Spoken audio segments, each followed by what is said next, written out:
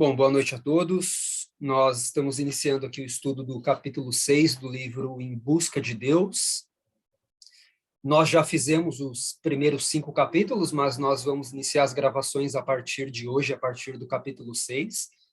Eu vou projetar na tela para ficar mais interativo para quem estiver acompanhando aí o estudo. Um momento.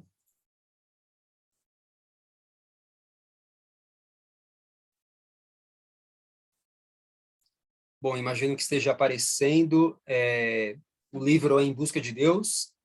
O capítulo 6 é o capítulo que trata da temática A Voz Eloquente. Tem aqui o texto base, que é João 1:1, também aí para explicar um pouquinho melhor sobre o capítulo. Eu vou passar o próximo slide, eu vou falar um pouquinho do autor do livro, que é o Tozer. Né? O Tozer, ele nasceu aí no dia 21 de abril de 1897, morreu em 12 de maio de 63. Ele possui autoria de mais de 40 livros, entre os mais conhecidos, Em Busca de Deus, que é esse que nós estamos fazendo estudo, e é um homem que influenciou a vida de diversos outros homens, inclusive eu coloquei aqui como Leonard Ravenhill, que é um profeta do século XX que morreu há uns 20 anos, mais ou menos. O Tozer era como se fosse um mentor para o Ravenhill. Eu sei que o Lucas conhece, acho que a gente já comentou com o Paulo, acho que com o Michael também, mas eu gosto bastante do Ravenhill.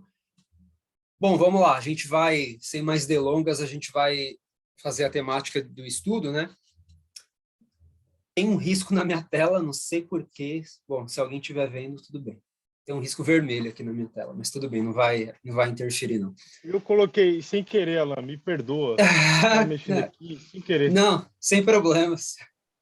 Eu não sei como que eu tiro isso, me perdoa, viu? Não, tudo bem, não está interferindo, não. O importante é que dá para... Quem estiver acompanhando vai conseguir fazer a leitura da temática. Nós separamos alguns temas para a gente discorrer e explicar, e a gente vai fazer uma dinâmica onde cada um individualmente fala um pouquinho sobre cada um desses temas. E aí, começando pelo começo, né, redundante, página 77. Logo aí na primeira página, o Tozer, ele vai falar aí da seguinte maneira: o verbo é um meio pelo qual pensamentos são expressos e a aplicação desse termo ao Filho Eterno nos leva a acreditar que a autoexpressão é inerente à divindade, que Deus está eternamente em busca de se comunicar com sua criação. Página 77, para quem quiser acompanhar. Antes da gente começar a falar um pouquinho sobre essa primeira temática, só esqueci assim de apresentar alguns formalismos, né? Eu sou o Alan, o Paulo, o Lucas e o Maico, nós 4 estamos fazendo semanalmente esse estudo. O Paulo e o Lucas somos da primeira Igreja Batista em Vila Silvia, então quem tiver interesse em conhecer um pouquinho mais a respeito da igreja, nós estamos localizados na Rua Erval Seco, número 100, na Vila Silvia, em Hermelino Matarazzo. Tem os nossos canais também no YouTube, né? Esse vídeo vai estar nos nossos canais do YouTube. Tem as nossas redes sociais, Instagram e Facebook. Só esses formalismos aí para quem quiser conhecer um pouquinho melhor o ministério. Então, vamos começar a falar um pouquinho da temática do livro, falando aí desse primeiro tema. Não sei, vocês querem que eu repita ou deu para entender, deu para ouvir? Senão eu já começo pelo Michael. Deu para entender, deu para entender. Ô, Michael, se você quiser começar a falar, tá na página 77, não sei se você ouviu bem, se você já quiser começar a dinâmica e falar um pouquinho, fazer as suas considerações, tá bom? Fica à vontade. Então, é um tema realmente bem aprofundado, né? Esse capítulo aí. A gente acaba meio que... eu, pelo menos, vou filosofar muito aqui, viu? Espero também não querer trazer o céu para minha mente, né? Senão vai estourar. Mas o verbo, né?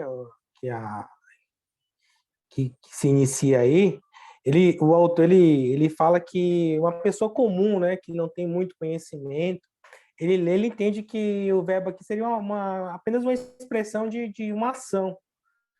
E a gente, que no caso a gente lê, a gente tem mais um conhecimento, a gente lendo, a gente entende que, no fundo, a pessoa também ela não está totalmente errada, né? Que realmente é uma ação, mas uma ação do divino, né? Querendo se expressar, é, querendo convidar o homem a fazer parte novamente, como era desde o início. O homem ele fazia parte da criação. Então, o autor ele chama isso, né? Novamente, que um homem comum, que não tem muito conhecimento de Deus, ele lê a palavra verbo não como um filho de Deus, apenas um verbo como ação. E a gente sabe que esse verbo é Cristo, que Deus ele está expressando esse pensamento de que ele quer, esse verbo ele é uma divindade, ele está vivo, ele é vivo. Então, o autor ele procura passar essa comunicação de que Deus ele quer se comunicar com o homem e que ele está a todo momento falando com o homem. Essa é a minha contribuição por enquanto. Amém. Eu acho que na sequência o próximo é o Paulo, né? Isso. Amém. Eu vou procurar aqui ser bem breve e ler aqui rapidamente essa primeira estrofe, em que ele diz assim, né? No capítulo 6, no princípio era o verbo estava com Deus, e o verbo era Deus, colocando aqui João 1:1. E aí o autor diz, uma pessoa comum, inteligente, ignorante das verdades do cristianismo, ou seja, uma pessoa que é ignorante dessas verdades, né, do cristianismo, ao deparar com este texto, provavelmente concluiria que João quis ensinar que falar, transmitir seus pensamentos aos outros, faz parte da natureza de Deus. E estaria certo, o verbo é um meio pelo qual pensamentos são expressos e a aplicação desse termo ao Filho Eterno nos leva a acreditar que a autoexpressão é inerente à divindade, ou seja, se expressar é algo inseparável de Deus, que Deus está eternamente em busca de se comunicar com a sua criação. A Bíblia embasa a ideia, perdão. Deus está falando, não Deus falou, mas Deus está falando. Ele é sempre articulado por natureza, enche o mundo com a sua voz eloquente. Nós vemos aqui que o autor ele procura demonstrar que essa palavra verbo, que é atribuída ao Filho Eterno, né, a Jesus Cristo, é uma forma de mostrar também que Deus está falando, Deus fala, ele é um ser pessoal, né? Não é como algumas pessoas creem, como nós já até conversamos aqui algumas vezes, os panteístas e alguns outros, os budistas, que eles entendem que Deus seria a natureza, né? Tudo que é palpável, não. Deus ele é um ser espiritual, intocável, inalcançável, mas que se relaciona com o homem e ele fala, né? Então ele é um ser pessoal, né? E eu achei muito legal ele usar esse João 1:1, que diz no princípio era o verbo estava com Deus e o verbo era Deus, que aqui demonstra a divindade do Filho, né?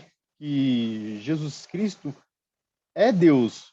E esse Deus que ele é, também é o Pai. O Pai também é esse único Deus. E logo também nos leva a concluir que o Espírito Santo também é esse único Deus, né? Então, a trindade ali, o Pai, o Filho e o Espírito Santo, que forma esse único Deus, né? E acho que por aqui está bom. Diferente de algumas traduções bíblicas que vão dizer assim, no princípio era o verbo estava com Deus e o verbo era um Deus, uma tradução errônea, porque aqui não faz sentido se traduzir por um Deus. Aqui o verbo seria, a palavra deve se traduzir assim, o verbo era Deus, ou seja, ele era tão Deus quanto o Pai. E acho que por enquanto é só. Irmão, pode ir se adiantando aí que eu não vou conseguir falar agora, por favor. Irmão. Tá bom. Eu vou falar então, tá? Bom, então, o primeiro ponto importante que eu queria destacar conforme o Paulo falou, Deus é uma pessoa, né?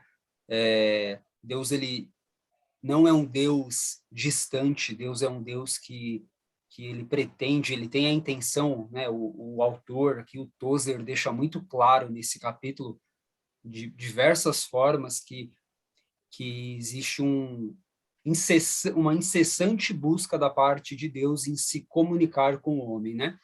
Então, partindo desse pressuposto, muitas pessoas têm uma ideia de um Deus que ele é quase que... Eu acho que hoje nem tanto, mas de um Deus que é quase que inatingível, né? De um Deus que ele está em um outro ambiente, numa condição espiritual em que não existe essa comunicação com o homem, né? E claramente a gente sabe que a Bíblia diz que não, isso não é verdade. Deus, ele tem esse interesse de se relacionar com o homem. Eu me lembro uma vez que eu trabalhava numa empresa e eu ouvi, né? Eu ouvi esse comentário, e era um comentário, inclusive, de um ex-chefe meu. E ele disse assim, né? Ele estava conversando com uma pessoa e eu ouvi. E aí eu captei aquilo, falei, nossa, olha aqui só o que a pessoa pensa.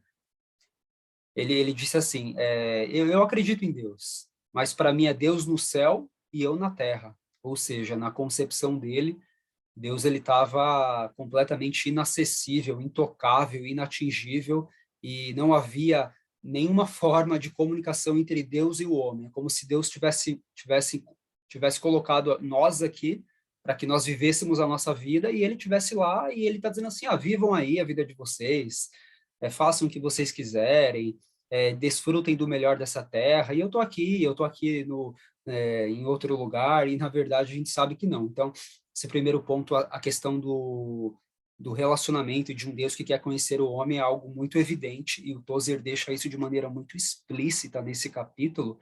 Só um ponto aqui, quando o Tozer fala que a autoexpressão é inerente à divindade, que Deus está eternamente em busca de se comunicar com sua criação, eu vejo que é melhor, em vez de usar a palavra comunicar, talvez seja a mesma coisa, a palavra relacionar, se relacionar.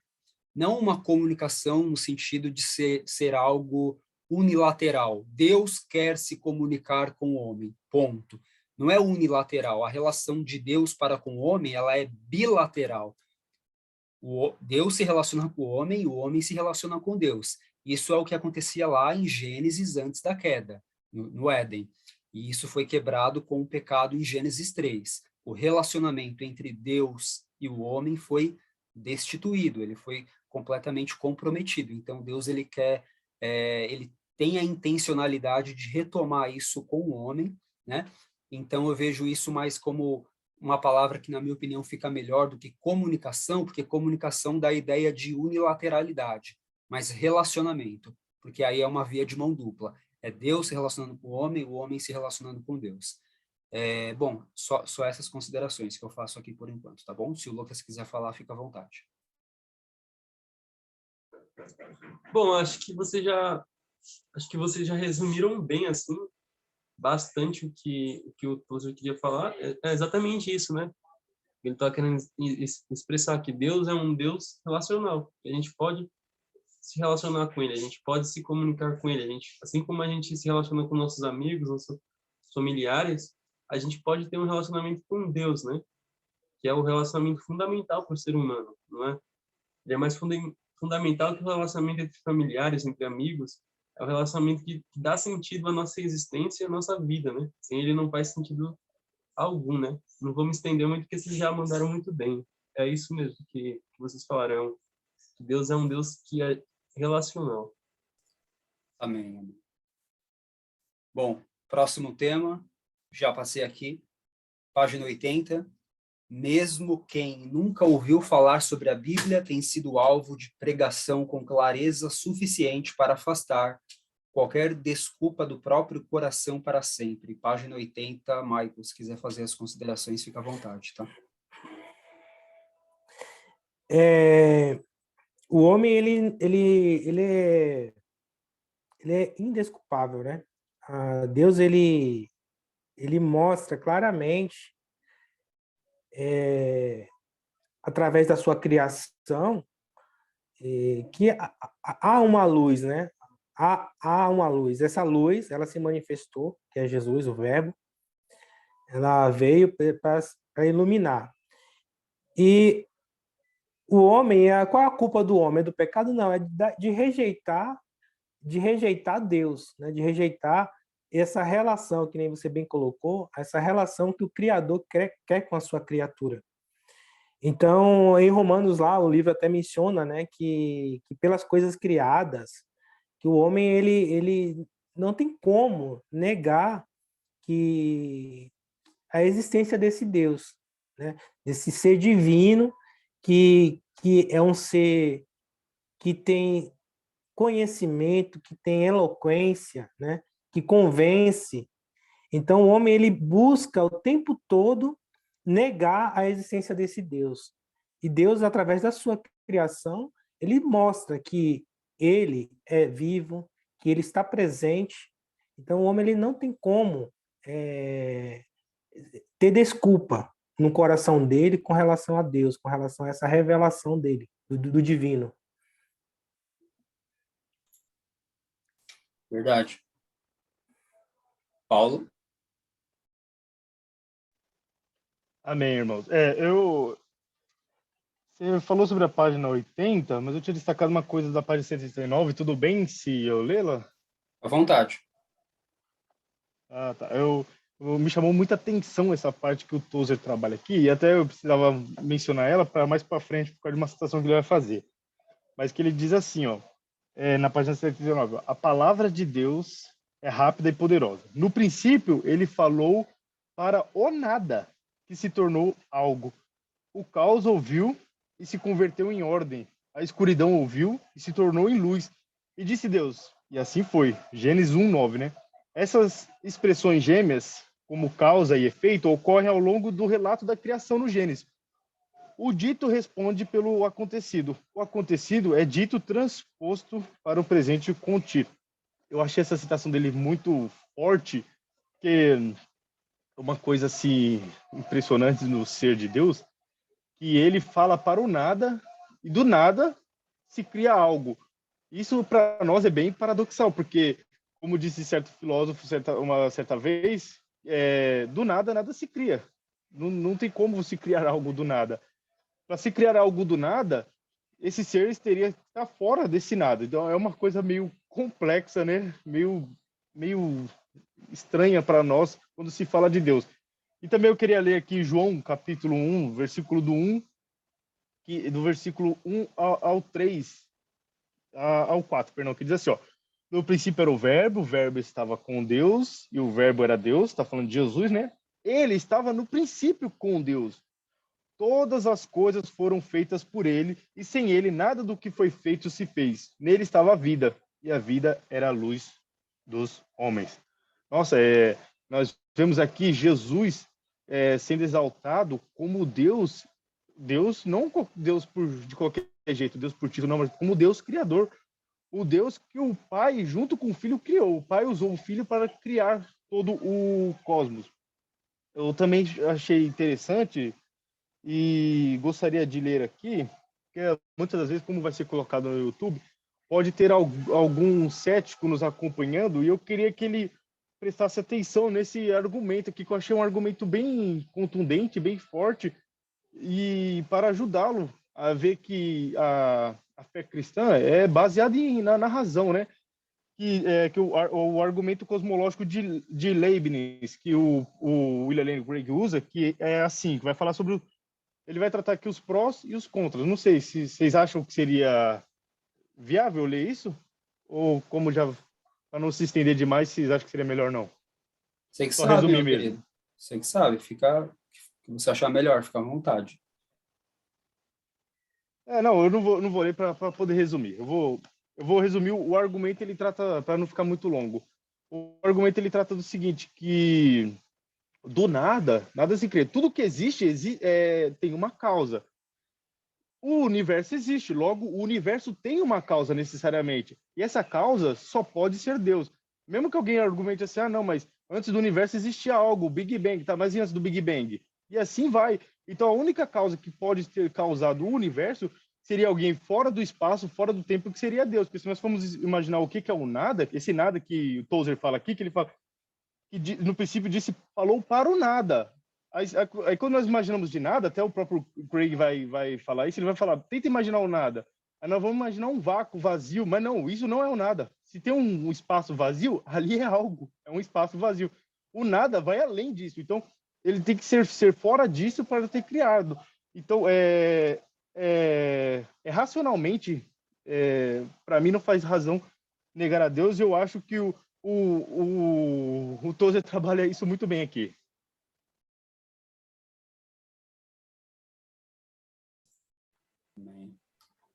Então, né, o que o Tozer está querendo dizer nesse trecho aí da página 80 é aquela mesma ideia que o próprio apóstolo Paulo ele vai destrinchar no capítulo 1 das cartas aos Romanos, né, que a criação ela revela a glória de Deus, ela revela a existência de Deus. Quando você e o próprio Salmo 19 vai dizer isso, né? Os céus e a terra proclamam a glória de Deus e os firmamentos anunciam as obras de sua mão.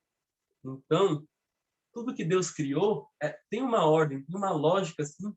As coisas criadas, elas têm uma ordem. Se a terra ela fosse mais um pouquinho, uns metros para frente, a gente morreria queimado, assim, pelo sol. Seria muito quente, assim, um pouco mais para frente. Se fosse um pouco mais para trás, a gente morreria de frio. Então, a gente vê que tem uma ordem em tudo que Deus criou. O sol, as plantas fazendo as fotossínteses, as praias, a beleza da praia, a beleza da criação, a beleza dos sentimentos que a gente sente, né? A gente sente tantos sentimentos bons, né? Amor, alegria, até mesmo ira, né? Ciúmes, tudo que a gente sente foi criado por Deus, né? E todas essas coisas, elas apontam para Deus, né? Você vê a beleza em tudo. A gente está em cima de uma bola que não está sendo segurada por nada e gira a não sei quantos 1.000 quilômetros em torno do Sol, de outra bola de fogo. Tipo, é demais, né? Tipo, a gente fica admirado com a ordem das coisas, né? Como tudo é feito direitinho, como tudo tem uma explicação do porquê é assim, tudo é encaixado para o funcionamento do universo, né? Se uma coisinha saísse do lugar, a gente não teria mais, não teria como, né? Existir, a existência não seria possível. E todas essas coisas, ela fala, pô, se tudo é assim, então me leva a questionar quem criou tudo isso? Quem fez tudo isso? Como é a origem de tudo?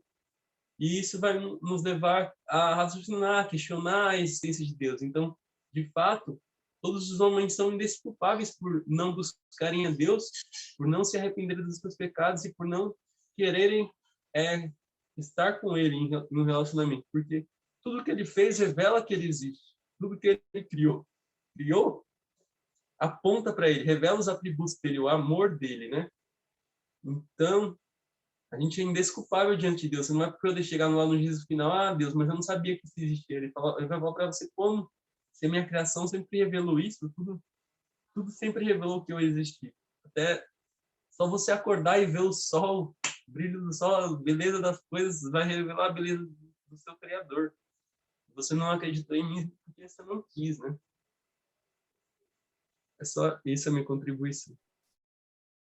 Amém. Eu não tenho muito mais o que acrescentar, eu vou ler rapidamente o texto em Romanos, o Lucas citou, inclusive, que é um texto bem conhecido, a carta aos Romanos, escrito aí pelo apóstolo Paulo, no capítulo 1 mesmo, quando ele começa a falar, a discorrer sobre algumas questões, ele fala assim, né? Porquanto o que de Deus se pode conhecer, nele se manifesta, porque Deus lhe o manifestou. Porque as suas coisas invisíveis, desde a criação do mundo, tanto o seu eterno poder como a sua divindade se entendem e claramente se veem pelas coisas que estão criadas, para que elas fiquem indesculpáveis.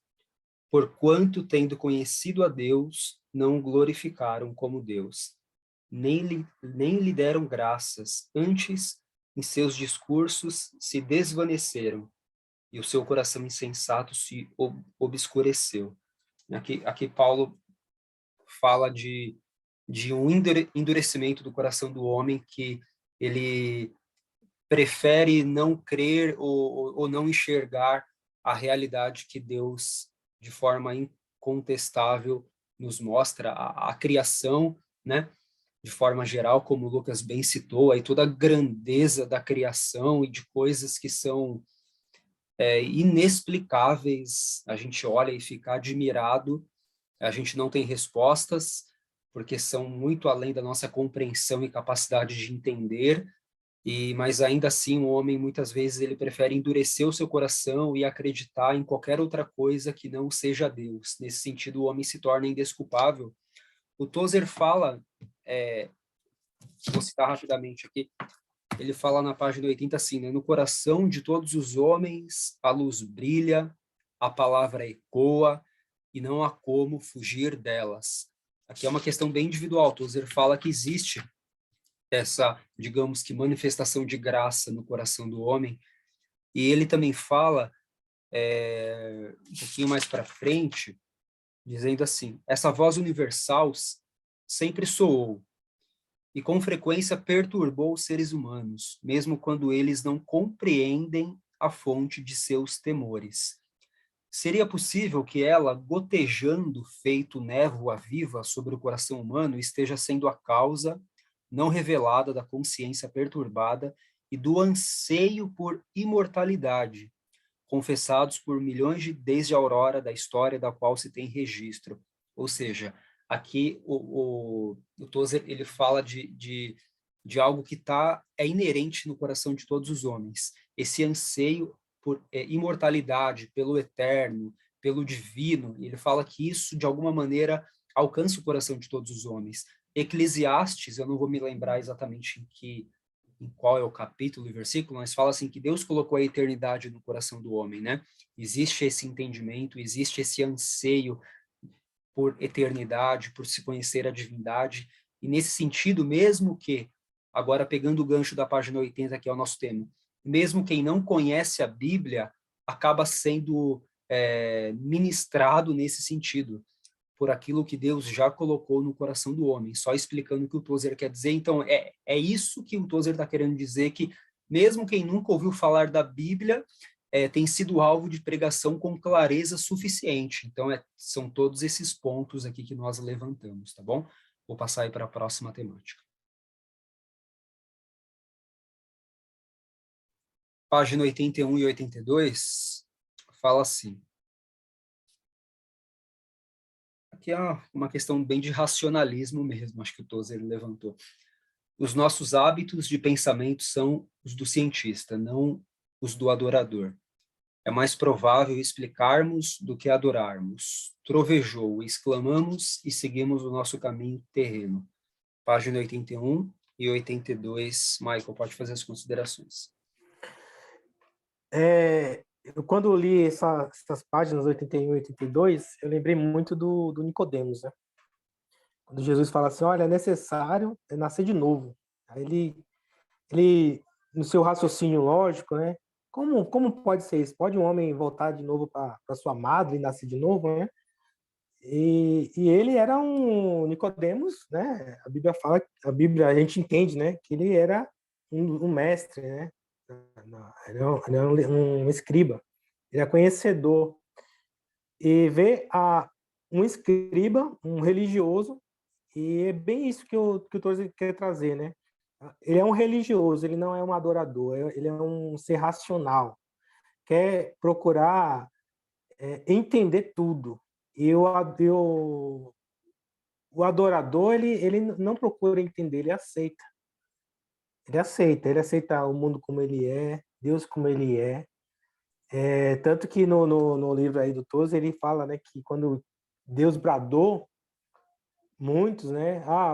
Quer dizer, o ser humano ele fala assim, trovejou. O ser humano ele procura raciocinar, ele procura lógica.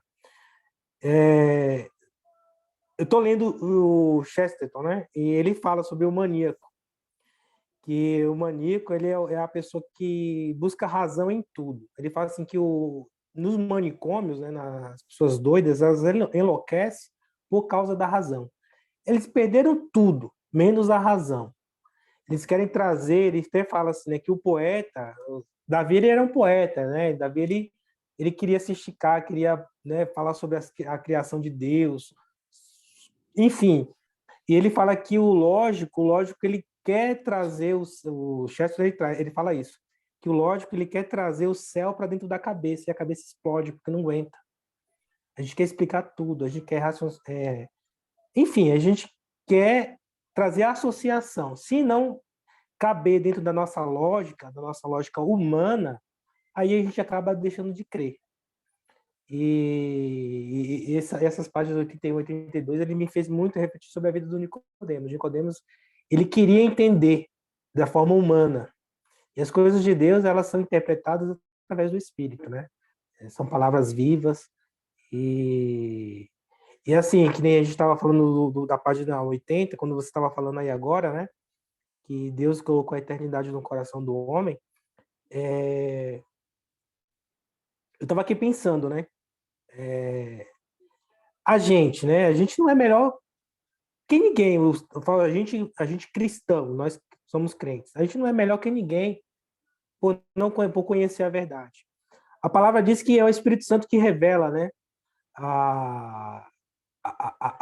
Todas as coisas, né? Jesus fala lá em João 14, João 15, se eu não me engano, que vai mandar o Consolador e ele vai explicar todas as coisas. A gente tem que agradecer a Deus por Deus ter nos dado essa revelação. E as outras pessoas que não têm essa revelação, que não têm Espírito? Aí, a página 80 a gente estava falando sobre isso. É por isso que eu falei assim, a gente vai filosofar muito. Eu acabo filosofando muito, porque eu fico assim, poxa, é porque Deus ele está em outra esfera, né? E a gente tem que agradecer por a gente ter tido essa revelação do Espírito, por Deus ter nos escolhido. E Deus, na verdade, ele se interessa por todos, mas nem todos eles estão dispostos a abrir mão do pensamento humano, do pensamento que vai contra, do pensamento que não quer aceitar um Deus, que não quer ficar abaixo de um Criador. Tem gente que quer ser o Criador, quer ser o dono de si, né? E o pensamento do Tozen aí, ele fala disso, de, poxa, existe um Deus, ele domina, ele é eloquente, ele convence, ele fez todas as coisas, só que nem todos os humanos querem abrir mão de suas vidas, né? E esse página 81 e 82 fez pensar muito nisso aí. Amém. Paulo?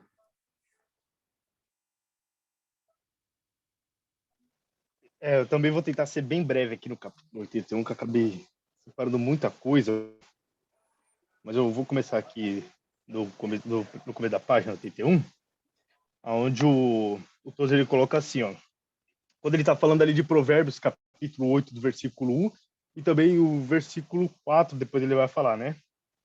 Que aí no versículo 1 diz assim, não clama porventura a sabedoria? E a inteligência não faz ouvir a sua voz? E aí o versículo 4 diz assim, a voz, ó homem, clamo, e a minha voz se dirige aos filhos dos homens. E aí o Tozer faz o seguinte, ó, ela faz soar sua voz dos quatro cantos de modo que ninguém possa deixar de ouvir. Quem? A sabedoria. E muitos teólogos vão dizer que ali em Provérbios capítulo 8, essa sabedoria está se mencionando, está se referindo a Jesus Cristo, né? Aí ele coloca o texto aqui, que diz assim, a vocês, homens, eu clamo e a todos levanta a minha voz. Ou seja, todos ouvem a voz da sabedoria. Suplica, então, ao simples e ao tolo que dê ouvidos às suas palavras. Todos está falando que a sabedoria suplica a todos que deem ouvido a ela. É por uma resposta espiritual que essa sabedoria de Deus está suplicando, uma resposta que sempre buscou e que apenas raras vezes consegue assegurar. Só que, então ele está falando que a sabedoria espera uma resposta espiritual dessas pessoas, né? E essa sabedoria quer que essas pessoas, ou seja, todos os seres humanos, ouçam a ela. Só que olha o que ele diz aqui, ó. A tragédia é que o nosso bem-estar eterno depende de ouvirmos, ao passo que treinamos os nossos ouvidos para não ouvir. Meu Deus do céu, e realmente... E você vê que essa é a preocupação de Tozer aqui. Tozer vai falar umas coisas aqui que, a princípio, até eu discordo. Mas se nós formos pensar que a preocupação dele é o secularismo, é bem valiosa as palavras dele. Ele vai dizer assim, ó, o irmão Alan já leu, essa voz universal sempre soou e com frequência perturbou os seres humanos, mesmo quando eles não compreendem a fonte de seus temores. Seria possível que ela, gotejando feito névoa viva sobre o coração humano, esteja sendo a causa não revelada da consciência perturbada e do anseio por imortalidade confessados por milhões desde a aurora da história da qual se tem registro? Não precisamos ter medo de enfrentar isso. A voz eloquente é um fato. Como os homens reagem a ela é coisa para qualquer observador notar. Então ele está falando aqui, se não seria esse gotejar dessa sabedoria, essas vozes que ela está falando, se não é isso que está tocando o homem, ao homem querer a imortalidade, ao homem ter esse desejo dentro dele. E o texto que você falou é realmente esse mesmo, Eclesiastes capítulo 3, versículo 11, que diz assim, ó, deixa eu procurar ser o mais rápido que possível, versículo 11 que diz assim, tudo fez formoso, está falando de Deus, né? Tudo fez formoso em seu tempo. Também pôs o mundo, aqui na minha tradução, no coração do homem, sem que essa possa descobrir a obra que Deus fez desde o princípio até o fim. Aqui a palavra o mundo, nessa tradução de João Ferreira de Almeida, a NVI traduz como que Deus colocou a eternidade no coração do homem, né? E aqui eu quero ser mais breve ainda, tentar ser mais breve. No finalzinho, todos ele coloca assim, ó, quando Deus falou do céu com nosso Senhor, homens egoístas que o escutaram explicaram o ocorrido por meio de causas naturais. Disseram, trovejou. Esse hábito de explicar a voz apelando para as leis naturais está na raiz da ciência moderna, no cosmo vivo e pulsante. Existe um algo misterioso, maravilhoso demais, terrível demais para a mente compreender. Aqui que ele vai tratar uma coisa que eu vou discordar assim, mas eu sei o que ele quis dizer. Ele vai dizer assim, ó, o crente não afirma entender, cai de joelhos e murmura, Deus. Ou seja, o crente fala, foi Deus. O incrédulo se ajoelha também, mas não para adorar, ajoelha-se para examinar, investigar e descobrir a causa e como das coisas. Aqui, a princípio, parece que Tozer está falando que crente é um ser bitolado, um ser que não está nem aí para nada, não estuda, mesmo você esfregando na cara dele que Deus não existe, que a ciência é um fato, ele ainda fala assim, não quero saber, eu creio, isso é o que interessa. Mas não é isso. O problema de Tozer é as pessoas analisar as coisas de uma forma secular. Então ela já analisa as coisas já com seus pressupostos, ou seja, Deus não existe. Ele já vai crendo que Deus não existe e vai analisar dessa forma.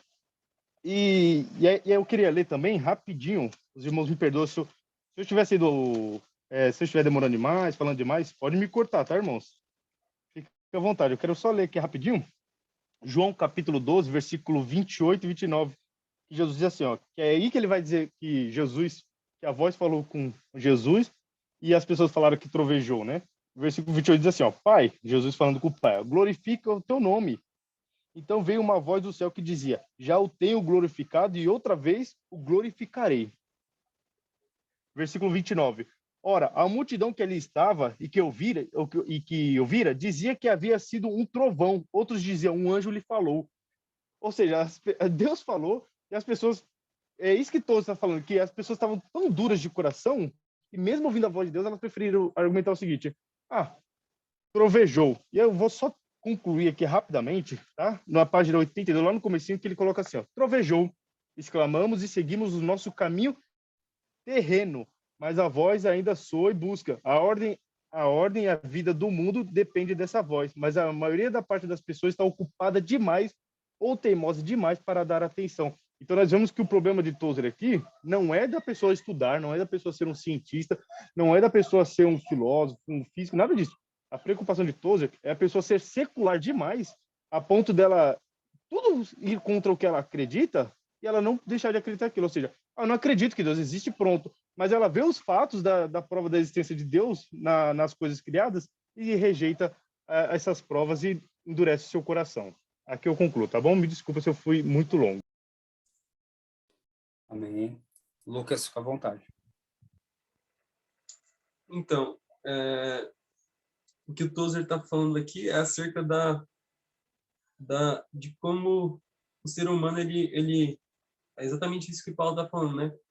estava falando, na verdade, todos ele não estava falando sobre a questão de Deus, dele ser contra o crente estudar e de que o crente não saber e já vai concluindo que é Deus. Na verdade, o crente pode até saber as explicações científicas com isso, mas ele sabe que quem sustenta a criação, que quem ordena as coisas da criação, e que a criação não pode existir e permanecer existente se Deus não a sustentar.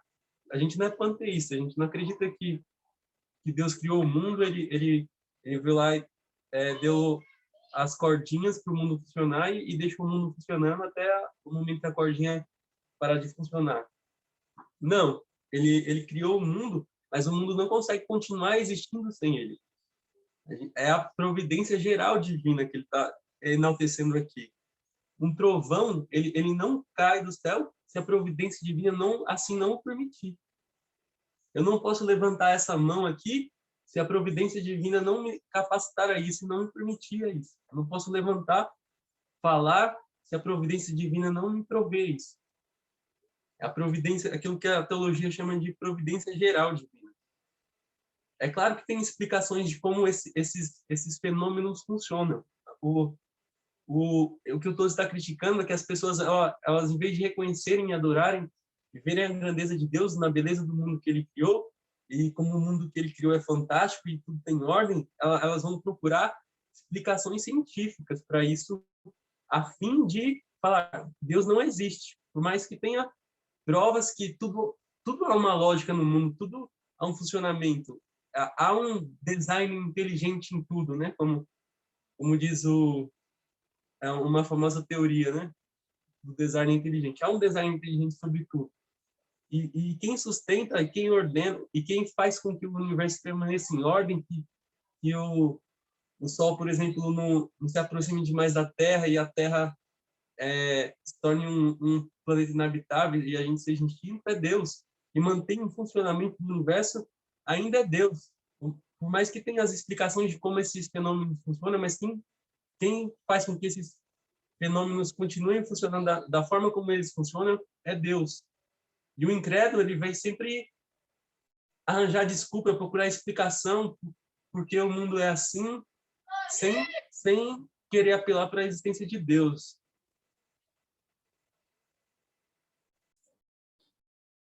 Amém. Bom, eu vou ser bem superficial, assim, no bom sentido da palavra, nas minhas considerações. Acho que vocês... Ainda bem que é um estudo que são 4 pessoas, né? Porque, eventualmente, em alguns assuntos, em algumas temáticas em especial, algumas pessoas acabam tendo mais riqueza de conteúdo para poder acrescentar, e eu acho que já foi muito enriquecedor aí os comentários de vocês, coisas que eu nem sequer havia pensado, e foi muito bom mesmo. Eu vou ser um pouquinho mais superficial. Salmos 10:4, o Paulo falou um pouquinho do orgulho, né? O Lucas também, o Michael também. Salmos 10:4 fala assim, eu vou ler numa versão um pouquinho diferente. Por causa do seu orgulho, o homem que não conhece Deus não investiga. Todas as suas cogitações são, não a Deus, né? Ou seja, já parte-se do pressuposto de que Deus não existe. E se Deus não existe, eu vou precisar apresentar alguma explicação desconsiderando Deus, ou seja, já inicia-se aí um preconceito com relação a explicação de alguns fenômenos, né? Ou seja, não, Deus não existe. Então, isso aqui a ciência diz que é Y, é Z, é W, então isso já é algo muito ruim. Obviamente, não é que, conforme vocês bem citaram, não é que o cristão ele traz a ideia de que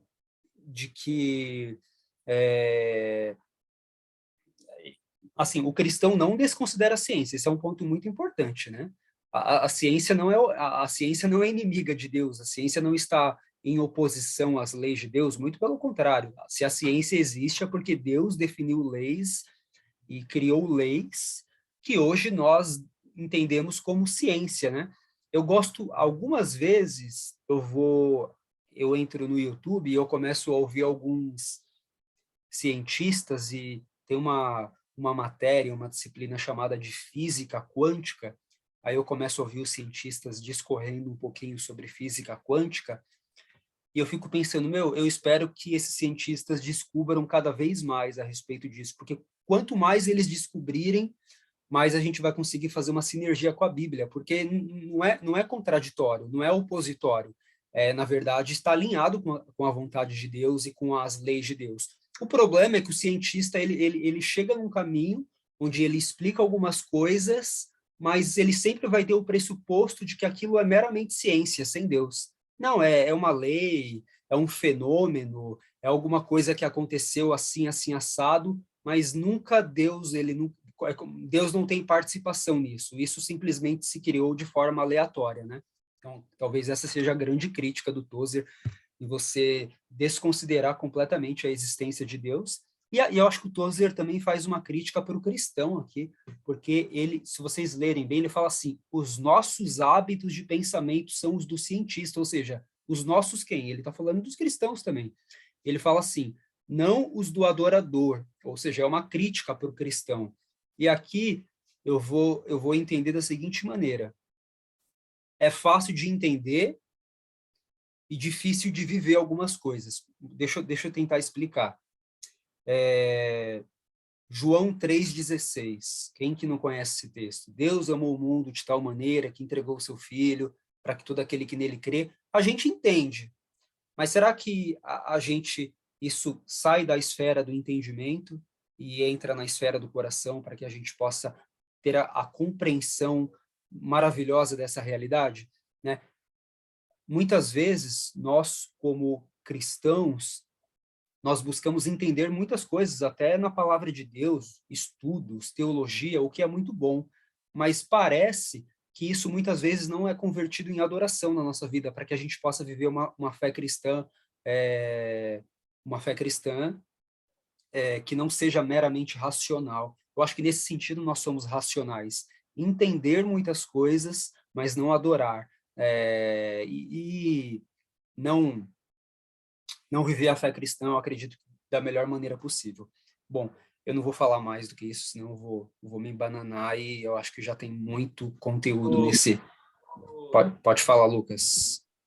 Completando aquele argumento lá que os cristãos não são contra o estudo, a ciência, e as pessoas que acreditam em Deus não são bitoladas e não são contra o estudo, a ciência, entender o universo, como as coisas funcionam. Primeiro, o fato que as universidades elas surgiram na Idade Média, apesar esse nome Idade das Trevas é um nome dado por iluministas que tinham um certo ranço assim da religião e eram contra a religião por questões pessoais, intelectuais da época. Mas as universidades foram desenvolvidas na Idade Média. Os monges copistas, grande parte dos textos filosóficos, eles que preservaram assim, copiando assim para gente. Foram eles responsáveis por preservar essas coisas, esses conhecimentos que chegaram até nós até agora, graças aos monges copistas. Muitos dos cientistas famosos, como de conhecimento de todo mundo, eles acreditavam em Deus. Por exemplo, Isaac Newton, o próprio Einstein, eles eram pessoas que acreditavam em Deus. Claro que eles não acreditavam de uma forma bíblica, que Deus é um ser pessoal, que a gente pode se relacionar com ele como a gente está debatendo aqui. Mas eles acreditavam que para esse universo existir, ele ser tão perfeito e haver tanta ordem em todas as coisas criadas, fato de para eles era um fato de que Deus existia. Um cristão, quando ele faz ciência, ele vai buscar e entender as maravilhas das leis da natureza, do universo, para ficar encantado com Deus que ele serve, né? Com Deus que criou ele, que o universo que criou tudo. A gente parte desse estudo da ciência como uma forma de se encantar e conhecer mais a grandeza do nosso Deus, né? Diferente dos ateístas, né? Que parte de uma ciência para explicar o porquê o universo sem a existência de Deus, né? Sim, verdade. Vou partir para o próximo tema. página 82, que toda a coisa boa e bela que o ser humano produz no mundo é resultado de sua reação deficiente e obstruída pelo pecado. A voz criativa que soa sobre a terra, página 82. Pode fazer as considerações, tá, Michael?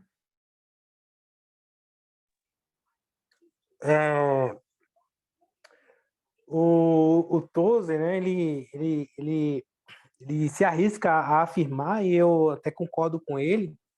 Ele fala que mesmo o homem com a sua deficiência aí, com a sua visão obstruída pelo pecado, o homem mesmo assim ele é capaz de produzir coisas boas.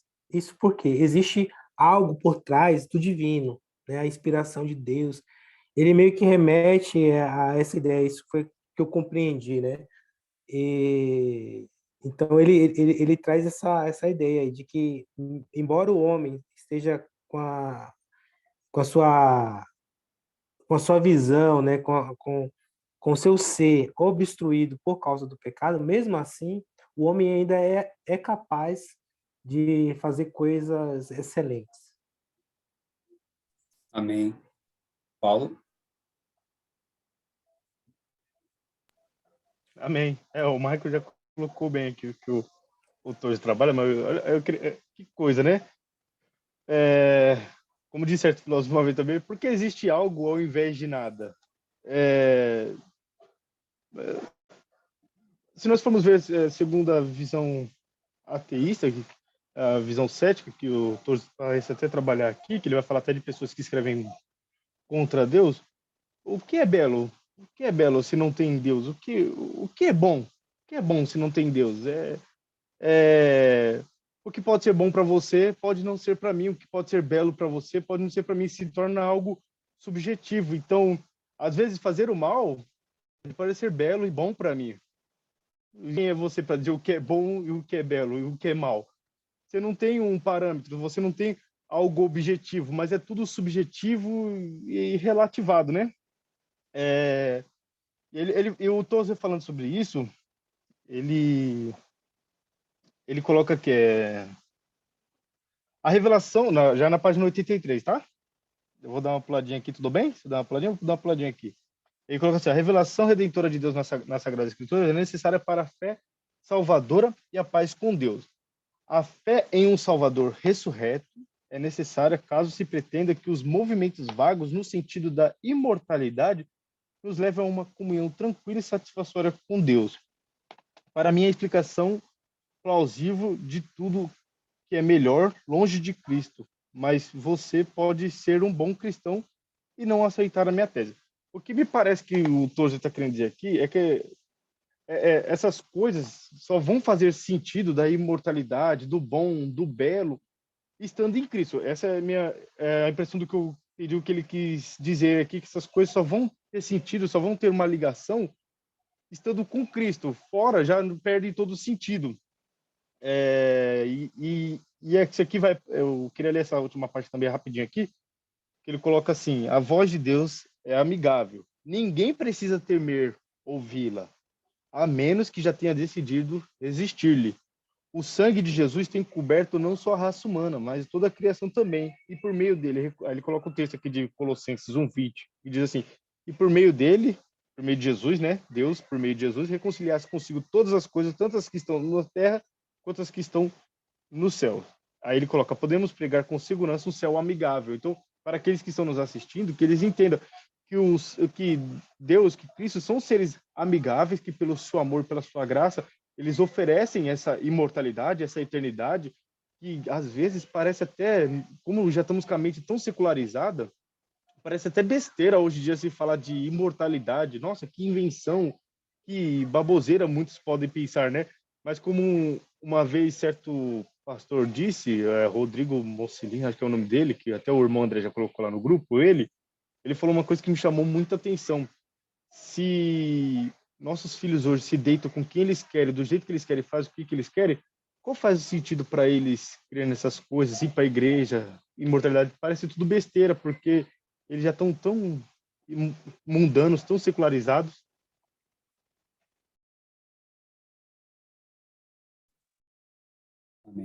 Lucas, fica à vontade, tá? Tá bom.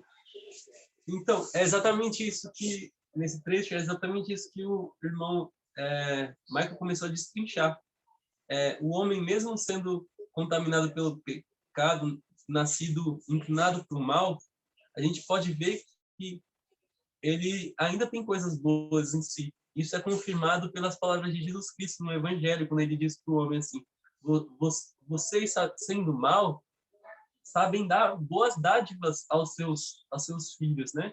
Isso nunca, ele falou que a atitude do homem em dar bons presentes para os filhos dele era uma atitude boa. Ele não falou que era uma atitude má em si, que era por interesse. Era boa, era justa em si a atitude. E o homem sabe fazer essas coisas. E acredito que o homem faz arte, ele faz músicas, ele faz muitas coisas bonitas. Às vezes você vê um cantor que não é cristão e ele compõe uma música muito bonita que não fala exatamente de coisas que estão contra a lei de Deus, que não enaltece o sexo, que não enaltece, não fala palavrão, mas enaltece aquilo que é belo, a arte, o relacionamento entre o homem e a mulher de uma forma pura, bíblica. E você consegue ver isso. E acredito que Deus ele faz isso muitas vezes para nos humilhar. Assim, até nós crentes também. Ele deu essa graça comum assim, para todas as pessoas, para humilhar nós crentes e nos exortar a obedecer a sua lei. Que às vezes a gente fica assim, pô, eu não sou um bom filho, mas aquele cara ali nem é cristão e ele é um bom filho para a mãe dele. É um exemplo a ser seguido de bom filho. Ele respeita a mãe, respeita o pai. Ele é um bom aluno. Ele faz tudo. Às vezes é um bom pai, ele é um bom pai, ele é um bom marido, e nem é cristão, ele é um bom profissional, na empresa dele ele chega sempre na hora, é pontual, submissa ao chefe, se dedica, faz aquilo que é o melhor na empresa dele, se ele é um aluno, ele tira as melhores notas, e Deus ele mostra isso para nos humilhar, que a gente tem a graça, a gente tem que ser, digamos assim, ainda melhores que eles, né? Que a gente tem a graça sobrenatural de Deus, que é uma graça salvífica, né? A gente tem um poder ainda maior de fazer aquilo que é bom, né? Amém. Eu partilho assim da opinião também de que o Tozer ele fala que de uma graça comum, né? De uma graça que alcançou todos os homens, mesmo aqueles que não são cristãos ou que não professam uma fé necessariamente em Deus ou religiosa, ainda assim existe algo bom que alcança esses homens, né? A gente pode pensar em coisas simples, conforme o Lucas ilustrou. A gente pode pensar no amor de uma mãe para com um filho, né? Que o amor é um atributo comunicável de Deus. Fora isso, o Paulo ele fez algumas considerações. Eu não sei se eu entendi direito, mas eu entendo que o Tozer também aqui está querendo, fora o fato dele falar da graça comum, me parece que ele também está querendo falar um pouquinho de que essa reação deficiente e obstruída pelo pecado seria uma benfeitoria que o homem produz, cujo fim é ele mesmo, e não Deus. E aí, de alguma maneira, isso se torna, digamos que, egocêntrico, né? Ou seja, não seria necessariamente uma atitude boa, que tem como fim glorificar o nome de Deus, ou que, de alguma maneira, leve em consideração Deus. Talvez seja esse o ponto em que o Tozer fala assim, que é uma reação deficiente e obstruída pelo pecado. Não sei exatamente. Um pouco, que eu acho que essa passagem especial, ela é um pouco difícil, essa temática, porque o próprio Tozer começa falando o seguinte: estou convicto e aqui não devo me sentir mal se ninguém me acompanhar. Ou seja, ele carrega em si a ideia de que pode existir muitas pessoas que vão discordar dele desse ponto de vista, né? Porque ele está dando um ponto de vista e eu não sei se eu entendi muito bem onde o Tozer quis chegar, mas eu concordo com o Maicon, com o Lucas, que é uma graça comum, mas eu também fico pensando que aqui essa deficiência seja porque essas boas atitudes elas têm um fim em si mesmo, e não glorificar o nome de Deus. Talvez nesse sentido elas, enfim, talvez por esse motivo ele fala de reação deficiente e obstruída pelo pecado. Enfim, essa é a minha contribuição, que não foi uma grande contribuição, mas eu não vou me estender mais não, tá bom? Vou para a próxima temática já.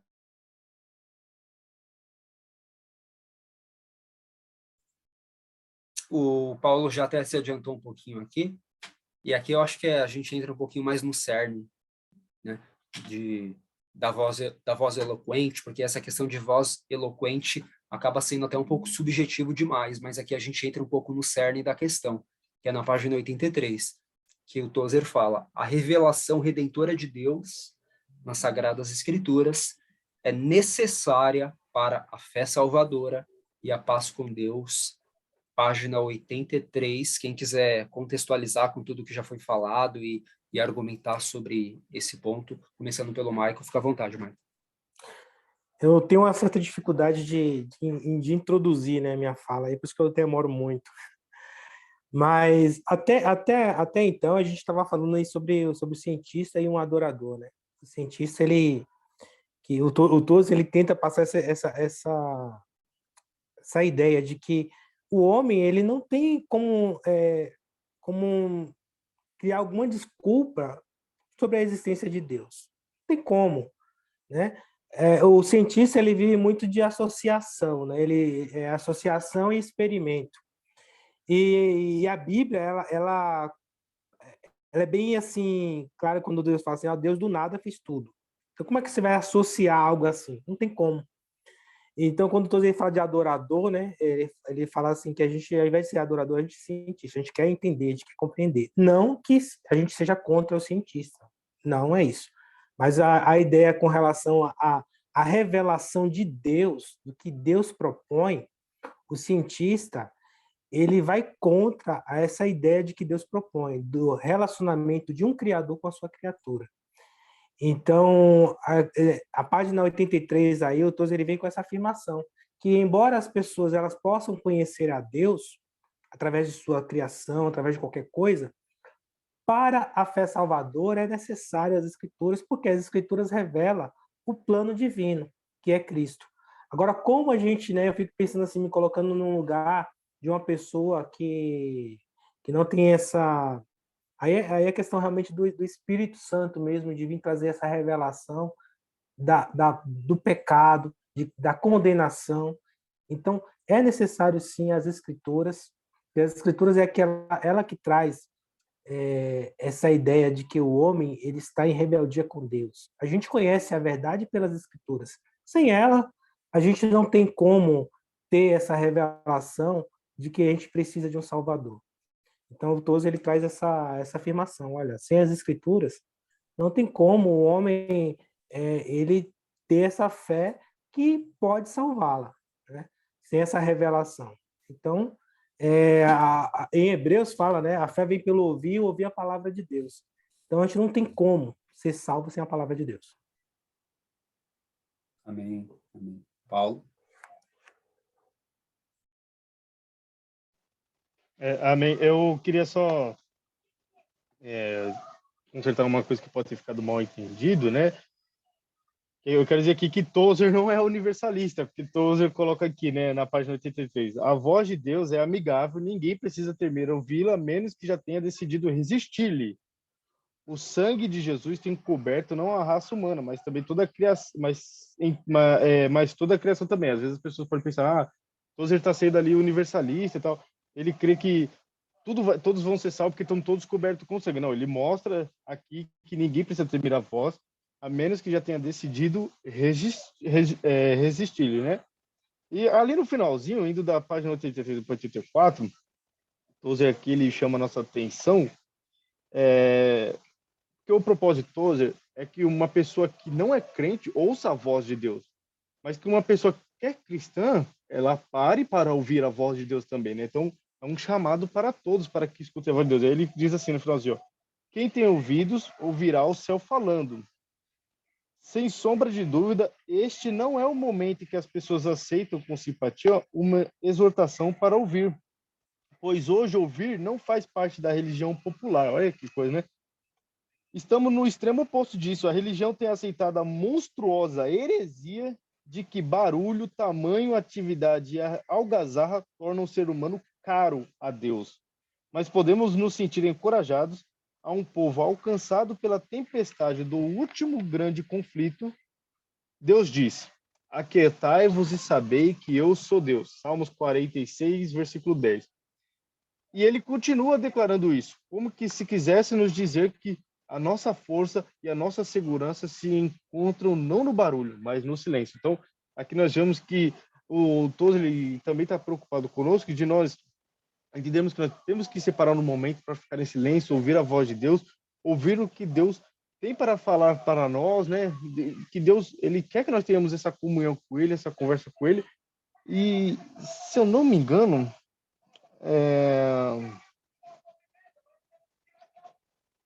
se eu não me... agora, cadê? Acho que eu não separei aqui. Se eu não me engano, se eu tiver errado, vocês me corrijam. Se eu não me engano, tem uma parte aqui que ele fala que...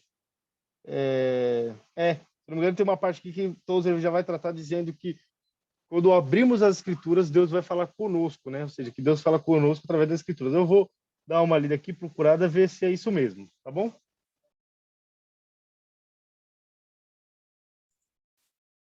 Lucas, pode falar. Desculpa, pensei que o Paulo só ia procurar e já ia continuar falando, mas...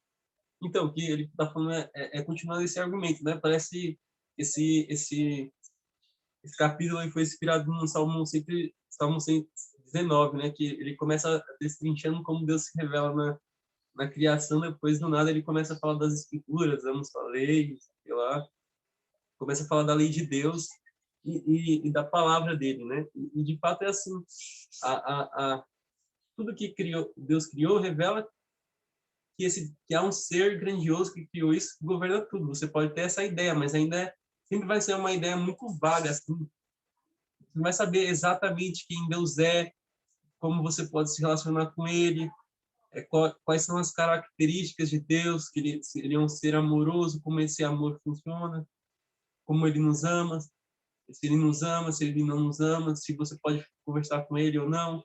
Você só vai ter essas ideias mais exatas e mais concretas de Deus quando você ouvir a voz dele por meio da revelação, especial dele, que é a sua palavra, né? E a gente só vai poder se relacionar com Deus de fato e ter uma fé salvífica nele, e crer de fato nele, um Deus verdadeiro, quando a gente lê a Bíblia, né?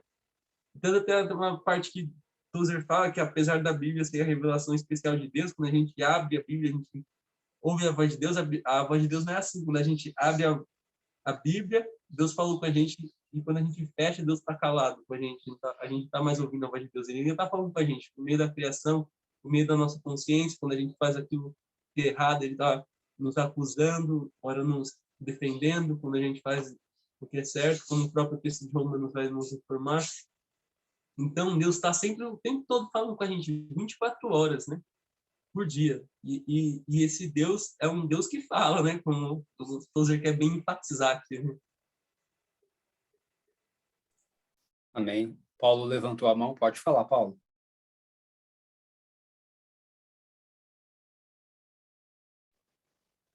Obrigado. Então, exatamente. Logo em seguida, o Tozer coloca aqui, né, da parte que eu li, ele coloca assim: é importante que nos aquietemos para esperar em Deus. E é melhor que fiquemos a sós, de preferência com a nossa Bíblia aberta, bem à frente.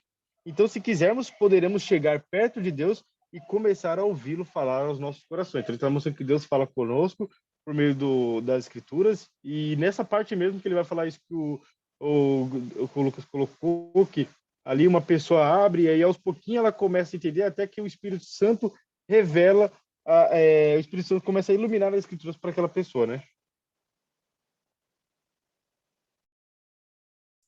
Amém. Bom,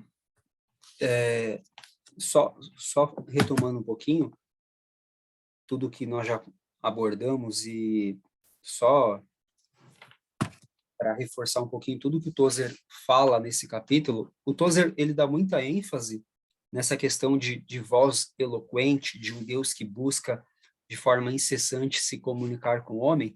Eu vou ler novamente alguns trechos para chegar onde eu quero chegar aqui, que é nessa temática da página 83. Aqui na página 77, o Tozer ele fala que Deus está eternamente em busca de se comunicar com sua criação.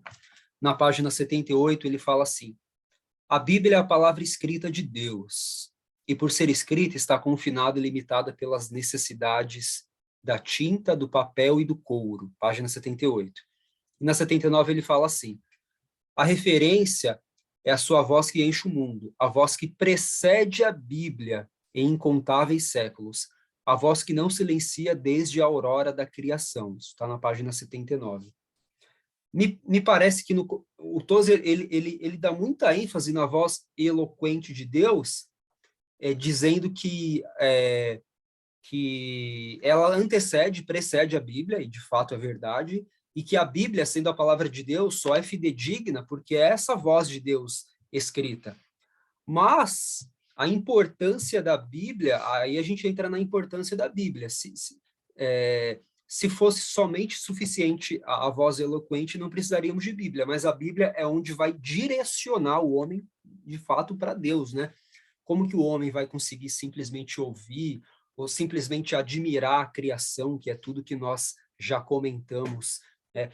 O homem ele pode reconhecer o poder de Deus na criação, ele pode ser um adorador, ele pode dizer, meu Deus, Deus existe, olha tudo isso que foi criado, tudo bem, mas mesmo que o homem ele alcance esse caminho, esse entendimento, e ele se curve diante disso, se não houvesse Bíblia, ainda assim a gente ficaria sem direção.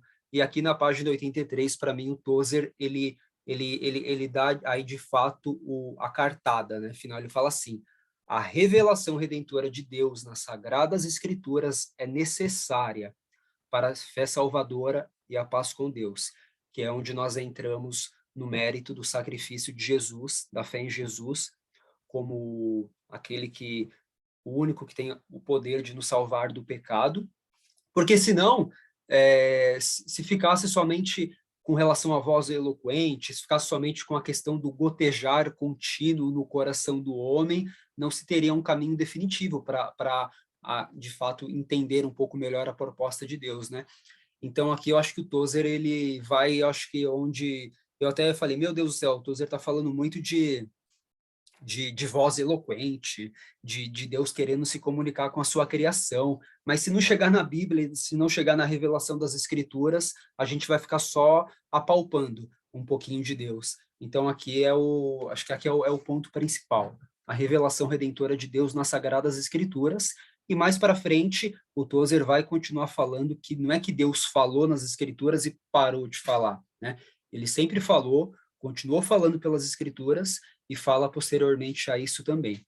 Então, eu vou adiantar aí para a gente poder chegar nesse ponto também, que é aqui na página 85, que ele fala assim: creio que grande parte da nossa descrença religiosa se deva a uma concepção errada e a um sentimento errado pelas escrituras da verdade. Um Deus silencioso, de repente, começa a falar em um livro.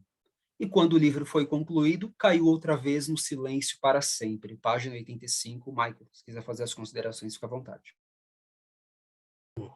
Eu vou ler um parágrafo da página 84, para eu começar a falar rapidinho. Deixa eu abrir aqui rapidinho, tá?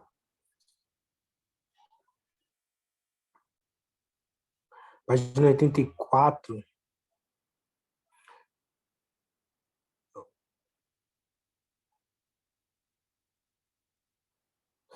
Diz aqui, ó: a Bíblia jamais será um livro vivo para nós até estarmos convencidos de que Deus é articulado em seu universo. O Tozer, ele tem uma parte que ele fala também assim, né, que a Bíblia, os profetas, eles sempre falam assim diz Deus, né? E não, assim falou Deus, não, mas sim, assim diz Deus. Deus, ele fala sempre no presente. Por mais que a gente, sendo crente, acreditando em Deus, se a gente não olhar os atributos de Deus, não, né?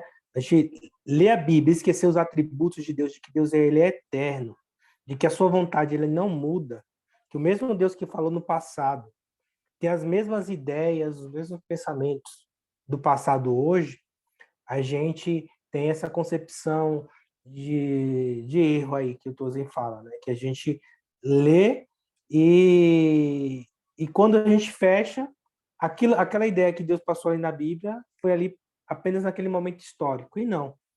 Aquele momento histórico que Deus falou, a sua vontade ali, independente da Bíblia estar aberta ou fechada, é a vontade de Deus, é os atributos de Deus, são as ideias de Deus e o que Deus pensa como que deve ser as coisas.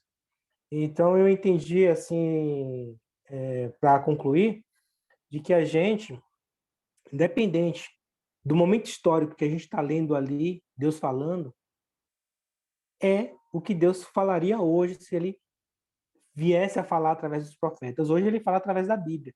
Então, independente da Bíblia estar fechada e a gente não está lendo algum trecho, se você leu, aquele trecho ali é o que Deus fala hoje.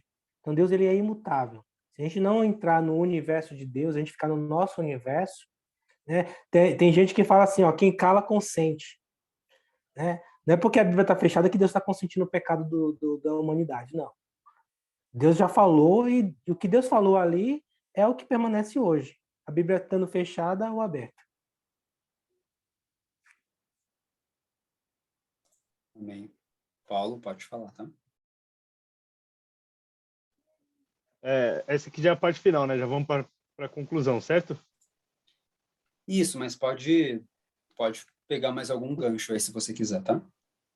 É porque o que eu queria ler, se os irmãos permitirem, eu vou tentar ser o mais breve possível, seria a página 85, para criar aqui o meu argumento e meu pensamento, tudo bem? Vou ser bem breve possível, tá? Tá bom. No capítulo 84, como o Michael bem disse, Tozer procura, parece estar fazendo uma crítica a pessoas que às vezes tem até uma impressão que essas pessoas veem Deus não como ser pessoal de novo. Por quê? Que ele coloca no finalzinho ali da página 84, que as pessoas estão com a sua psicologia dividida, tenta pensar em um Deus mudo em toda parte e orar só em um livro. E não é assim, né? Deus é um ser que fala, é um ser que está fora das Escrituras. Deus, pelo seu amor e graça, nos revelou as Escrituras, mas ele é um Deus superior a tudo e a todos. Só que aqui nós temos que tomar cuidado com uma coisa. Eu vou falar sobre isso assim que eu terminar aqui, concluir a minha leitura. Na página 85, o Tozer diz assim, ó. Creio que grande parte da nossa descrença religiosa se deve a uma concepção errada e um sentimento errado pelas Escrituras da verdade. Um Deus silencioso, de repente, começa a falar em um livro, e quando o livro foi concluído, caiu outra vez no silêncio para sempre. Agora temos o livro conforme registro do que Deus disse quando esteve por um breve tempo com disposição para falar. Com ideias desse tipo na cabeça, como podemos crer? A verdade é que Deus não está em silêncio, nunca esteve. É da natureza de Deus falar. A segunda pessoa da Trindade Santa é chamada de Verbo. A Bíblia é resultado inevitável do discurso constante de Deus. É a declaração infalível de sua mente em nosso favor, transpostas em palavras humanas familiares a nós. Penso que um novo mundo surgirá das brumas da religião quando abordarmos a Bíblia com a ideia de que ela é apenas um livro um dia proferido, mas um livro que fala agora. Os profetas costumam anunciar, assim diz o Senhor. Eles pretendiam que os seus ouvintes entendessem que Deus falar está no presente contínuo. Podemos usar o tempo passado de maneira adequada para indicar que em determinado momento, determinada palavra de Deus foi proferida, mas uma palavra de Deus, uma vez proferida, continua a ser dita. Como criança, uma vez nascida, continua viva. Ou um mundo, uma vez criado, continua a existir.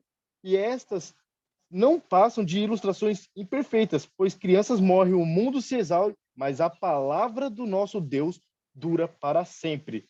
Se você deseja prosseguir em conhecer a Deus, vá até a Bíblia aberta na expectativa de que ela fale com você, não se aproxime imbuído das noções de que ela é uma coisa que você consegue intimidar de acordo com a sua conveniência.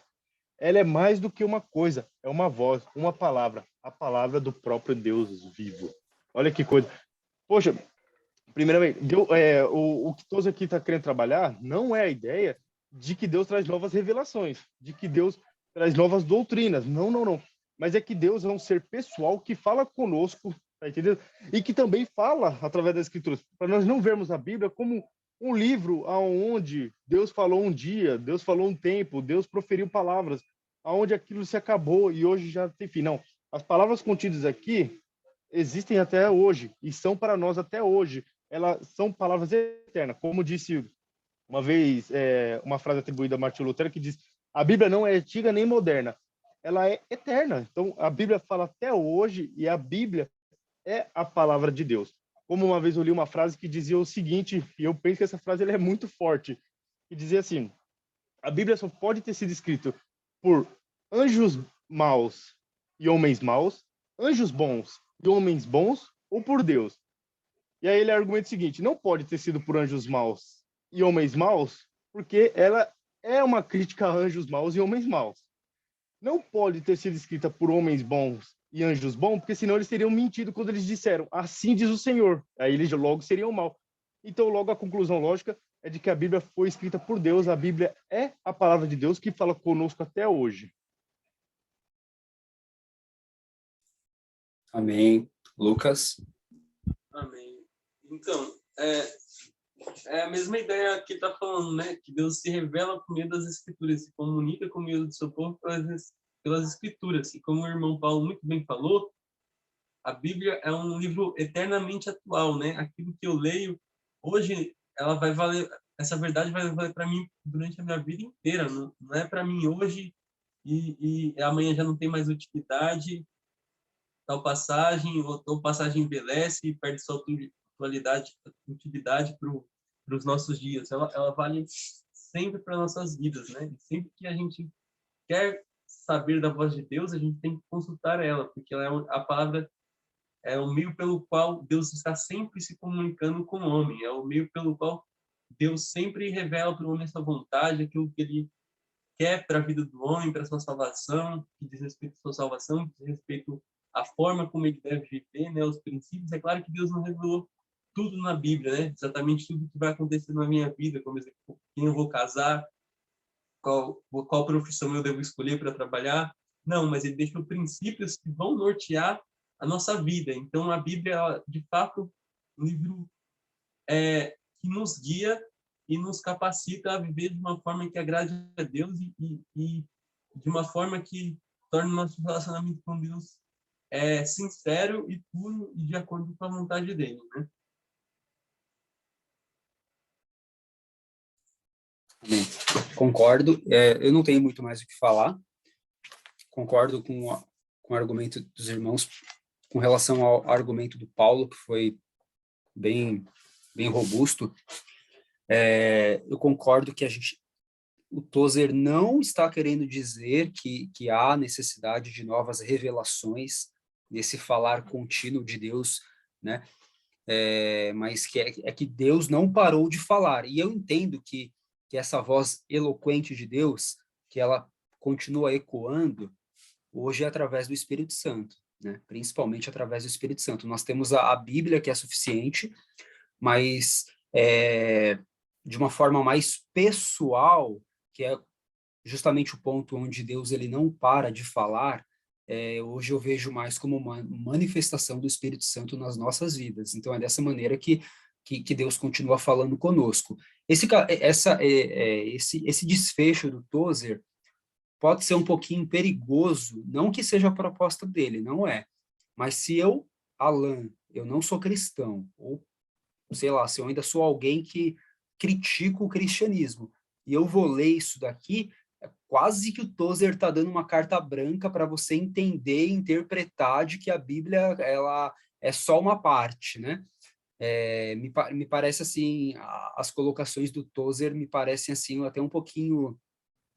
Eu sei que não foi a proposta dele, mas quando ele fala de um livro, que Deus não parou ali, isso pode gerar uma interpretação para alguns de que, na verdade, existe muito mais além disso, e aí algumas pessoas podem acabar interpretando que existe a necessidade de atualização da Bíblia ou de não inerrância da Bíblia. De fato, Tozer não fala isso, mas a gente só tem que tomar cuidado para pontuar que pode dar essa impressão pelo menos na minha leitura, pode dar essa impressão de que essa questão de continuidade pode ser uma continuidade extra-bíblica. Na verdade, não é isso. Essa continuidade, para mim, ela é simplesmente uma continuidade onde Deus continua falando, mas hoje, principalmente, através do Espírito Santo.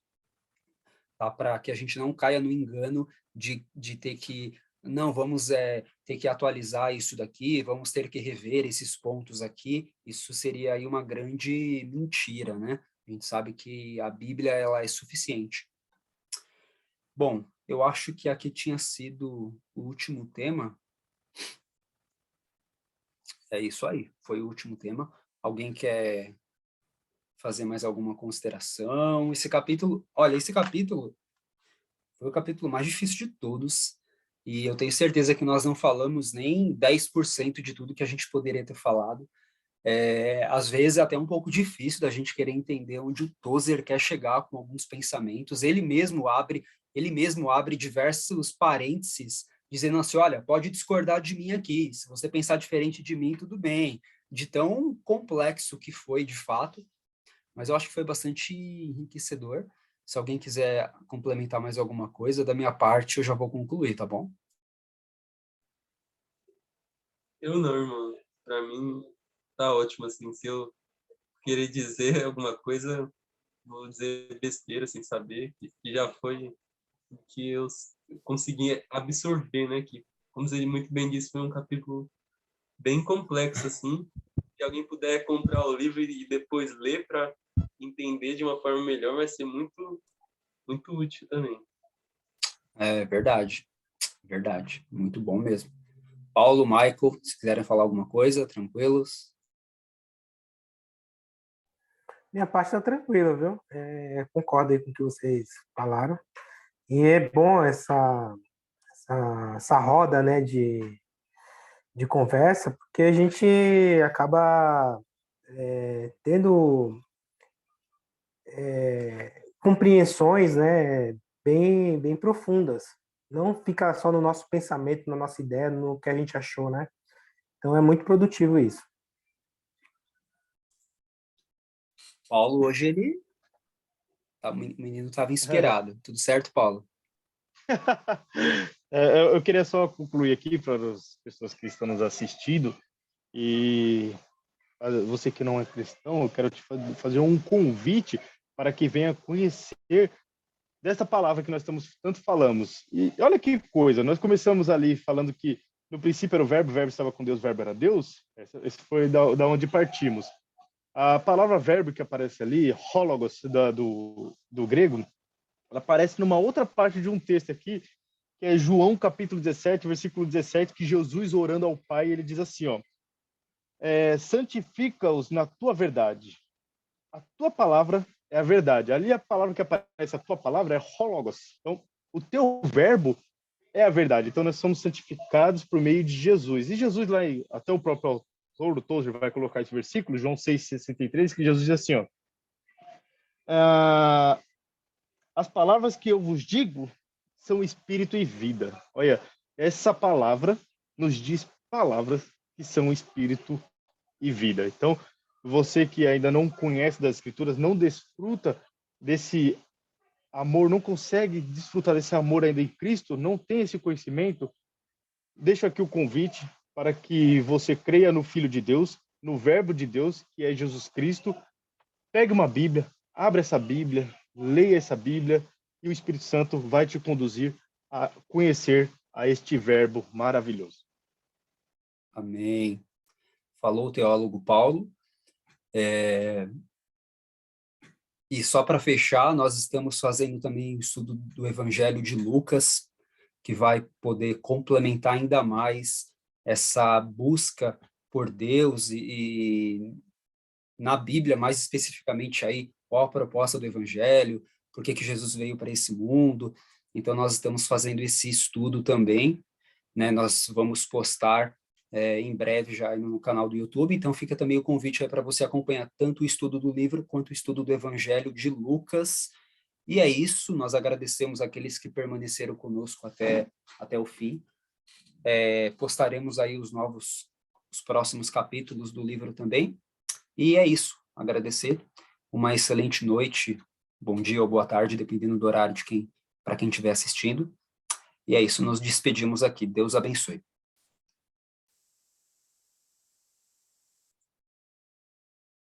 Boa noite, meus queridos. Pensei que você ia parar a gravação primeiro, mas é isso aí. Boa noite, viu, pessoal? Fico com Deus.